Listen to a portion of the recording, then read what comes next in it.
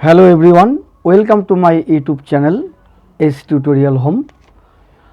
আজকে আমি অত্যন্ত গুরুত্বপূর্ণ বিষয় নিয়ে আলোচনা করব।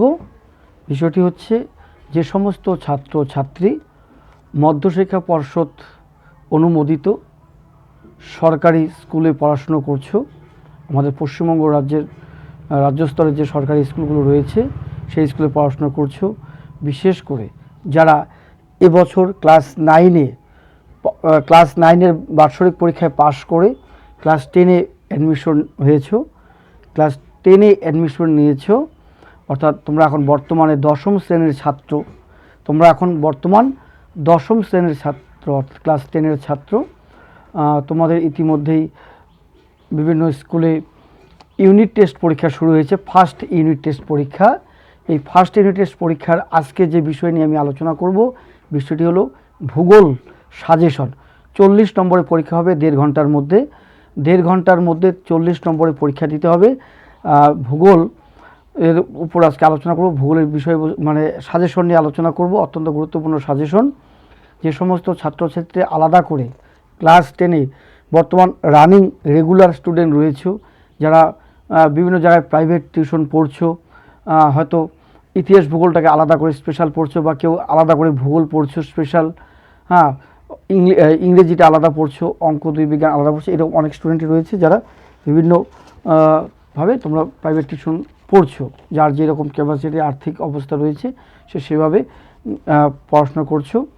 তা আমার যেটা কথা, যে সমস্ত ছাত্র ইতিহাস কিংবা ভূগোল আলাদা করে টিউশন পড়ছো ক্লাস 10-এ, তারা অলরেডি তোমাদের ফার্স্ট ইউনিট টেস্ট পরীক্ষার যে সিলেবাস কমপ্লিট করেছো, বা স্কুলের বিভিন্ন ক্লাসে, মানে বিভিন্ন স্কুলে আর কি, বিভিন্ন স্কুলের ক্লাসগুলো তো ইতিহাস ভূগোল বাংলা ইংরেজি অঙ্ক 2 বিজ্ঞান জীবনবিজ্ঞান ভৌতবিজ্ঞান সিলেবাস কমপ্লিট হয়েছে। তোমাদের অলরেডি শুরু হয়েছে ফার্স্ট ইউনিট টেস্ট অর্থাৎ প্রথম ইউনিট টেস্ট পরীক্ষা ক্লাস 10 ফার্স্ট ইউনিট টেস্ট, অর্থাৎ দশম শ্রেণীর প্রথম অভিক্ষা মূল্যায়ন, অর্থাৎ প্রথম ইউনিট টেস্ট যে পরীক্ষাটা সেটা তোমাদের শুরু হয়েছে। কোনো কোনো স্কুলে বাংলা ইংরেজি অঙ্ক হয়েছে।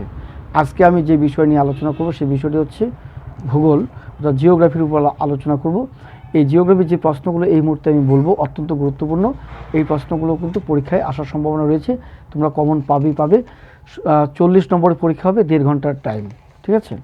তাহলে কি বললাম, যে আমাদের পশ্চিমবঙ্গ রাজ্য জুড়ে যে সমস্ত high school, girls high school বা জুনিয়র হাই স্কুল রয়েছে, সেই স্কুলের যে সমস্ত ছাত্রছাত্রী বর্তমান পাঠরত দশম শ্রেণীর ছাত্রছাত্রী রয়েছে, বর্তমানে দশম শ্রেণীতে পড়াশোনা করছো, অলরেডি 3 মাস ক্লাস হয়েছে, তাদের উদ্দেশ্যে বলছি তোমাদের কিন্তু শুরু হয়েছে ফার্স্ট ইউনিট টেস্ট, অর্থাৎ দশম শ্রেণীর ফার্স্ট ইউনিট টেস্ট 2024 সালের যে ব্যাচ রয়েছে সেই ব্যাচের উদ্দেশ্যে আমি বলছি। তোমাদের যে ভূগোল পরীক্ষাটা হবে, জিওগ্রাফি পরীক্ষা, তার কতগুলো আমি গুরুত্বপূর্ণ প্রশ্ন বলবো। এই প্রশ্নগুলো পড়ে তোমরা পরীক্ষা দিতে যাবে। যারা টিউশন পড়তে পারছো না অর্থের অভাবে, তাদের উদ্দেশ্যে বলছি, এবং যারা টিউশন পড়ছো তাদের উদ্দেশ্যে বলছি। এক কথায় সমস্ত ছাত্রদের উদ্দেশ্যে বলা হচ্ছে, তোমরা এই কোশ্চেনগুলো ভালো করে দেখে পরীক্ষা দিতে যাবে, আশা করি কমন পাবে। প্রথমত বলবো যে সমস্ত প্রশ্ন পরীক্ষা আসার সম্ভাবনা রয়েছে, প্রশ্নগুলি হলো MCQ, মাল্টিপল চয়েস কোশ্চেন। বাংলায় বলে সঠিক উত্তরটি খুঁজে নিয়ে লেখো অথবা সঠিক উত্তরটি নির্বাচন করো, এই ধরনের প্রশ্ন বেশি থাকবে। তারপর SAQ, short answer type question. বাংলায় কি বলে, অতি সংক্ষিপ্ত প্রশ্নের উত্তর দাও, প্রশ্নের মান 1। MCQ প্রশ্নের মান 1, SAQ প্রশ্নের মান 1। একের প্রশ্ন সব থেকে বেশি আসবে ইউনিট টেস্টগুলোতে, গেল একের প্রশ্ন বেশি হবে। MCQ SAQর উপর জোর দিবে। তারপর পড়তে হবে শূন্যস্থান পূরণ করো, সত্য ও মিথ্যা নির্ণয় করো, শুদ্ধ ও অশুদ্ধ নির্ণয় করো। শুদ্ধ হলে সু লেখো, অশুদ্ধ হলে অ লেখো বা সরেও লেখো আর কি। আর সত্য মিথ্যা নির্ণয় করো, শূন্যস্থান পূরণ করো, ডান দিক বাঁ দিক ক স্তম্ভ খ স্তম্ভ, শূন্যস্থান বললাম। এগুলো ভূগোল পরীক্ষাতে থাকবে। তাহলে ভূগোল পরীক্ষায় কী ধরনের প্রশ্ন পড়তে হবে, MCQ SAQ, তারপর হচ্ছে শূন্যস্থান পূরণ, সত্য মিথ্যা, শুদ্ধ অশুদ্ধ, তারপর প্রশ্নের মান 2, প্রশ্নের মান 3 এবং প্রশ্নের মান 5। এইভাবে প্রশ্নগুলো হবে।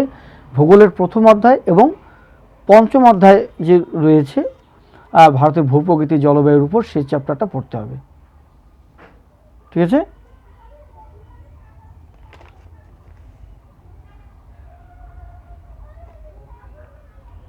এই দুটো চ্যাপ্টার খুবই ইম্পর্টেন্ট। তাহলে এমসিকিউ, এসএকিউ, শূন্যস্থান পূরণ, সত্য মিথ্যা, শুদ্ধ অশুদ্ধ, এই ধরনের প্রশ্ন বেশি থাকবে।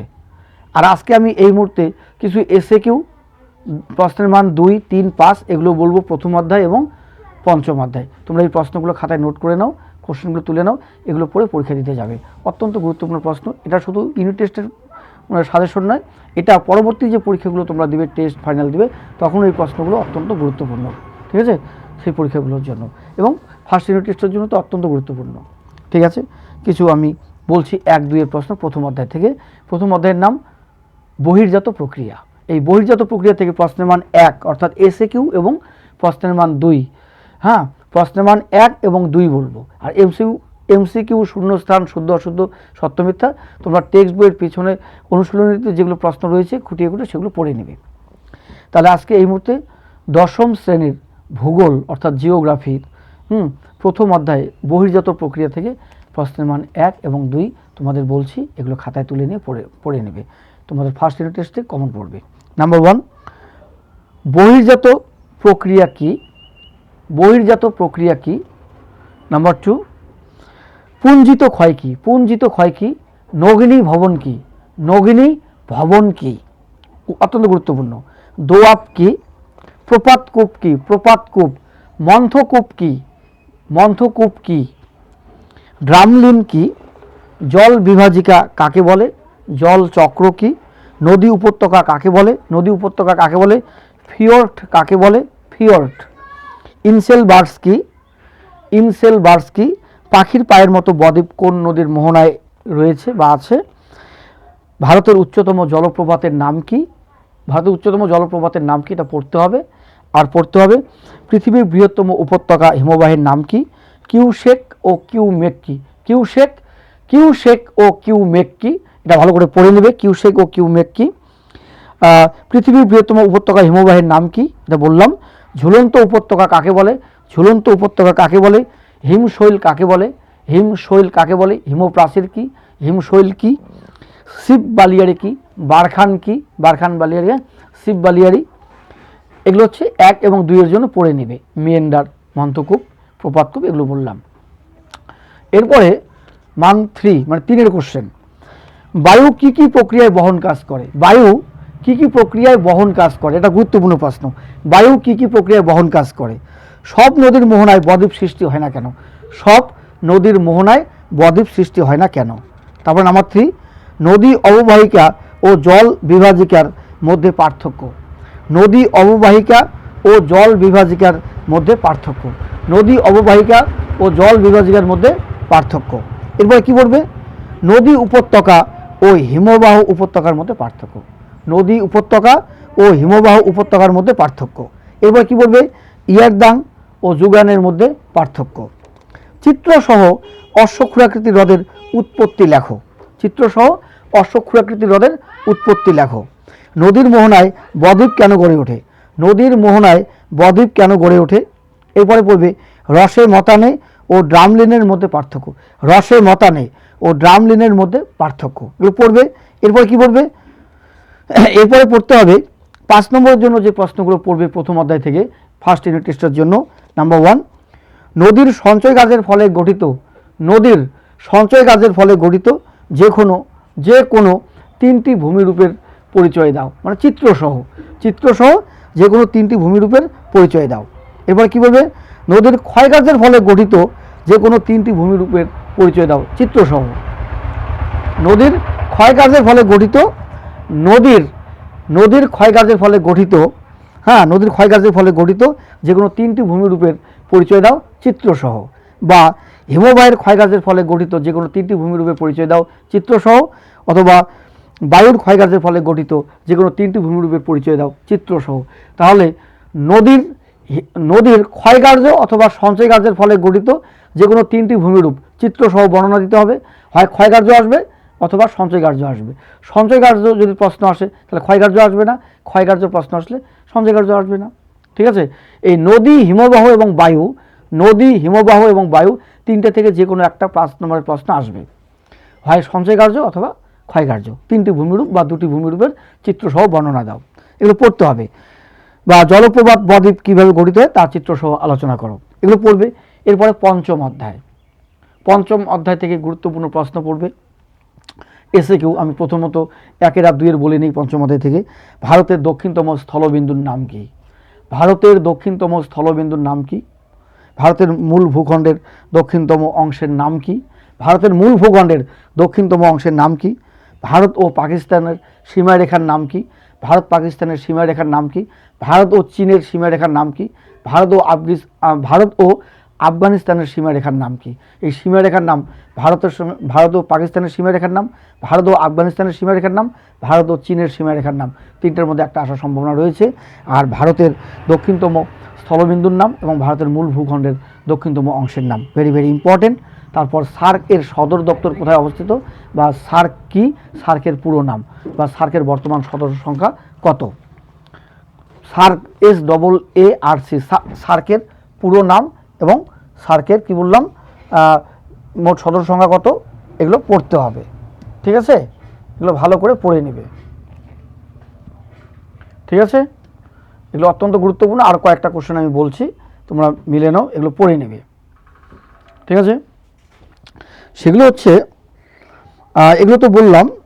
তারপর ভারতের নবীনতম রাজ্য কোনটি? ভারতের আয়তনের দিক থেকে বৃহত্তম রাজ্য কোনটি? ক্ষুদ্রতম রাজ্য কোনটি? তারপরে ভারতে সর্বাধিক সাক্ষরতা সম্পন্ন রাজ্য কোনটি? সর্বাধিক সাক্ষরতার হার কোন রাজ্যে বেশি? ভারতে সাক্ষরতার হার সবচেয়ে কোন রাজ্যে বেশি, বা সাক্ষরতার হার সব থেকে কোন রাজ্যে কম? হ্যাঁ, এগুলো আসতে পারে, এগুলো পড়বে। গঙ্গার ডান তীরে একটি উপনদীর নাম, গঙ্গার ডান তীরে একটি উপনদীর নাম পড়তে পারো। ভারতের উচ্চতম জলপ্রপাত কোনটি? সর্বাধিক সাক্ষরতা কোন রাজ্যে বেশি, আমি তো বললাম। হ্যাঁ, এগুলো পড়তে হবে। কচ্ছের রণ কি? কয়াল কি? কচ্ছের রণ কি? দুন উপত্যকা কি? কাশ্মীর উপত্যকা কি? এগুলো পড়তে হবে, খুব গুরুত্বপূর্ণ প্রশ্ন। কাশ্মীর উপত্যকা, মৌসুমি বিস্ফোরণ, আশ্বিনের ঝড়, পশ্চিমী ঝঞ্ঝা। পশ্চিমী ঝঞ্ঝা কি? আশ্বিনের ঝড় কি? মৌসুমি বিস্ফোরণ কি? এগুলো অত্যন্ত গুরুত্বপূর্ণ প্রশ্ন, এগুলো পড়ে নেবে, এগুলো পরবর্তী পরীক্ষাতেও কাজে লাগবে, আসবে। ঠিক আছে, তারপরে ভারতে কোন বছর ভাষার ভিত্তিতে রাজ্য পুনর্গঠিত হয়, এগুলো পড়ে নিতে হবে। ভারতের উচ্চতম জলপ্রপাত কোনটি? এগুলো তো বললাম। ভারতের বৃহত্তম ও ক্ষুদ্রতম রাজ্য, এগুলো বলেছি। আর সর্বাধিক সাক্ষরতার হার বেশি কোন রাজ্যে, এগুলো আসতে পারে। হ্যাঁ, এরপরে প্রশ্নের মান 2 যেগুলো পড়বে, ভারতের সীমানা নির্দেশ করো। ভূপ্রকৃতি অনুসারে ভারতকে কয় ভাগে ভাগ করা যায় ও কী কী? ভারতের জলবায়ুর 2টি বৈশিষ্ট্য। ভারতের জলবায়ুর 2টি বৈশিষ্ট্য, এটা আসতে পারে। ভারতের জলবায়ুর 2টি বৈশিষ্ট্য, অত্যন্ত গুরুত্বপূর্ণ প্রশ্ন। রেগুড় কি? কচ্ছের রণ কি? আমি আগেই বলেছি। বৃষ্টির জল সংরক্ষণের 2টি উপায় বা উদ্দেশ্য। বৃষ্টির জল সংরক্ষণের 2টি উপায় বা উদ্দেশ্য বলেছি। এখন বলবো সামাজিক বনসৃজন কি? সামাজিক বনসৃজন কাকে বলে? বহুমুখী নদী পরিকল্পনা বলতে কি বোঝায়? ডিভিসির পুরো নাম কি? ডিভিসি। তারপরে পড়বে ম্যানগ্রোভ অরণ্যের 2টি বৈশিষ্ট্য। ম্যানগ্রোভ অরণ্যের 2টি বৈশিষ্ট্য। হ্যাঁ, তারপরে পড়বে মরু উদ্ভিদের 2টি বৈশিষ্ট্য। মরু উদ্ভিদের 2টি বৈশিষ্ট্য। ক্রান্তীয় চিরহরিৎ ও ক্রান্তীয় পর্ণমোচী উদ্ভিদের 2টি বৈশিষ্ট্য। ল্যাটেরাইট মৃত্তিকার 2টি বৈশিষ্ট্য। কৃষ্ণ মৃত্তিকার 2টি বৈশিষ্ট্য। পলি মৃত্তিকার 2টি বৈশিষ্ট্য। এগুলো অত্যন্ত গুরুত্বপূর্ণ প্রশ্ন। পলি মৃত্তিকা, কৃষ্ণ মৃত্তিকা এবং ল্যাটেরাইট মৃত্তিকা। ম্যানগ্রোভ অরণ্য, ক্রান্তীয় চিরহরিৎ এবং পর্ণমোচী অরণ্যের বৈশিষ্ট্য, এগুলো অত্যন্ত গুরুত্বপূর্ণ প্রশ্ন। ঠিক আছে, এগুলো পড়তে হবে। আশ্বিনের ঝড় আমি আগে বলেছি। মৌসুমী বিস্ফোরণ বলেছি। ITCZ কি? ভারতের জলবায়ুর 2টি বৈশিষ্ট্য বলেছি। গঙ্গা নদীর গতিপথ উল্লেখ করো, এটা আসতে পারে। গঙ্গা নদীর গতিপথ। ডেকান ট্র্যাপ কি? কয়াল কি বলেছি। কাশ্মীর উপত্যকা বলেছি। পলি মৃত্তিকার বৈশিষ্ট্য বলেছি। হ্যাঁ, ধাপ চাষ বা ঝুম চাষ কি? ঠিক আছে, বহুমুখী নদী পরিকল্পনা বলেছি। এগুলো পড়ে নিতে হবে। টর্নেডো, কয়াল, এগুলো পড়ে নিতে হবে। টর্নেডো কি? তাহলে এগুলো অত্যন্ত গুরুত্বপূর্ণ প্রশ্ন। চিনুক কি?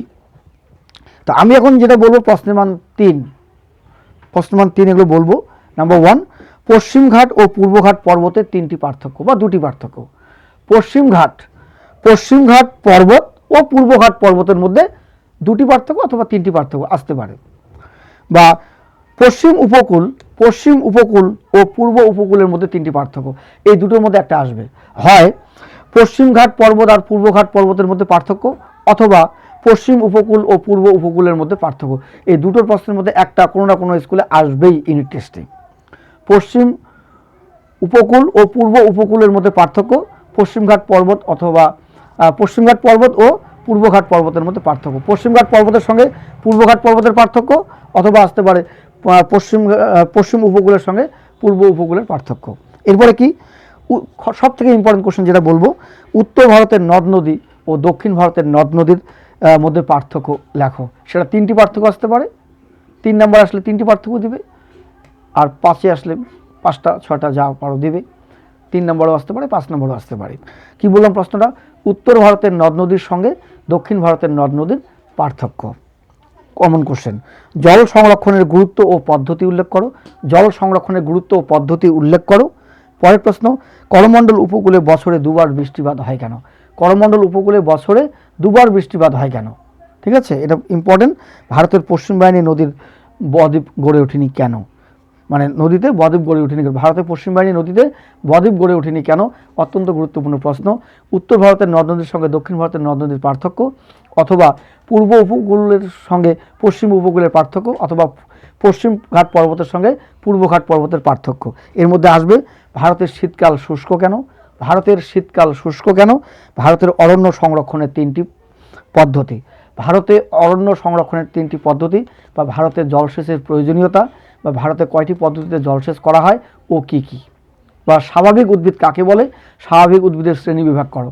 বা স্বাভাবিক উদ্ভিদ বলতে কী বোঝায়? স্বাভাবিক উদ্ভিদের শ্রেণী বিভাগ করো। মৃত্তিকা কাকে বলে? মৃত্তিকা সংরক্ষণের উপায়, ঠিক আছে, মৃত্তিকা সংরক্ষণের উপায় বা মৃত্তিকা ক্ষয়ের কারণ কি? এই প্রশ্নগুলো ইম্পর্টেন্ট। এর মধ্যেই তোমাদের ইউনিট টেস্টের 40 নম্বরের প্রশ্ন আসবে। এতটা গুরুত্বপূর্ণ প্রশ্ন বললাম, এই প্রশ্নগুলো ভালো করে পড়ো। এর বাইরে কোনো প্রশ্ন হবে না, শুধুমাত্র টেক্সট বইয়ের অনুশীলনীর থেকে তোমরা MCQ, শূন্য স্থান, সত্য মিথ্যা, শুদ্ধ অশুদ্ধ দেখে নেবে, শুদ্ধ অশুদ্ধ, আর তার সঙ্গে আমি যে প্রশ্নগুলো বললাম এই প্রশ্নগুলো পড়ে নাও, এখান থেকে কমন পড়বে।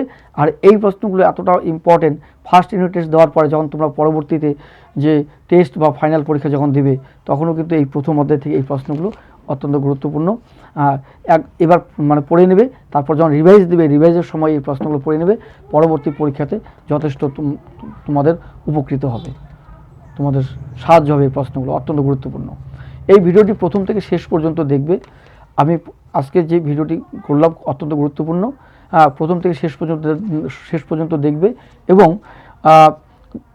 যদি এই ভিডিওটি তোমাদের কাছে ভালো লেগে থাকে, অবশ্যই লাইক, কমেন্টস এবং বেশি বেশি করে শেয়ার করবে।